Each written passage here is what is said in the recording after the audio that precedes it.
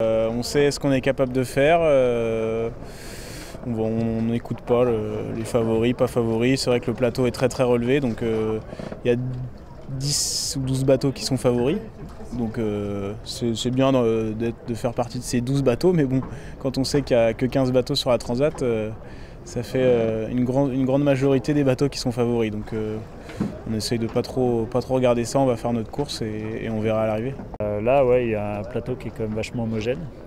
On l'a vu à l'entraînement depuis le début de la saison. Et ouais, être favori parmi les favoris ou favori tout court, je ne sais pas très bien où est la différence en fait. Ça ne me change pas grand chose parce que de toute façon, même en tant que skipper ou en tant qu'équipier, on est là pour apporter au collectif. Et une hiérarchie bien établie, elle n'a d'intérêt que si elle a du sens. Et en plus, elle ne sert que quand ça va mal. Et le but du jeu, c'est qu'on ne soit jamais à cet extrême-là. Et c'est aussi pour ça qu'on s'est entraîné, c'est pour ça aussi qu'on échange. Et on est deux sur un bateau, on est à deux pour le faire avancer. Pour le pire, mais surtout pour le meilleur.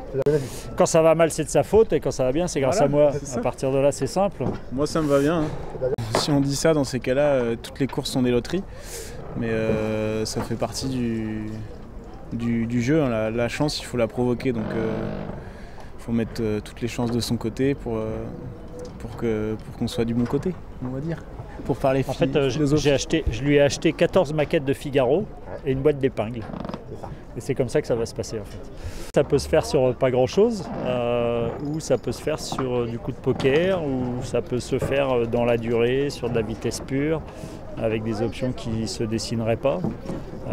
Et ça se fera certainement sur un peu plein de petits détails qui tous mis bout à bout peuvent faire une toute petite différence. Si vous regardez dans l'histoire de la Transat AG2R, je pense que c'est sur cette course-là qu'il y a la plus petite moyenne d'écart entre le premier et le deuxième, mine de rien quand même après 3 semaines de course, qui est quand même pas anecdotique.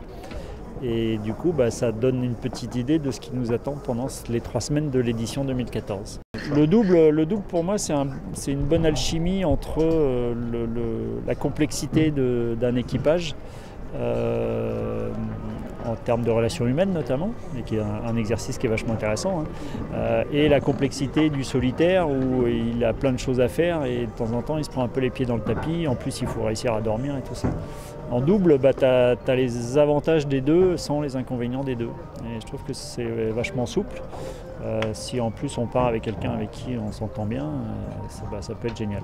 Pour moi, c'est des concurrents comme les autres.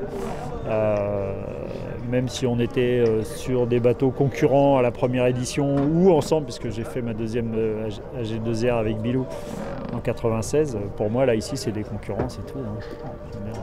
Ça ne change rien du tout. Notre objectif, forcément sur un plan personnel, moi le fait de partir avec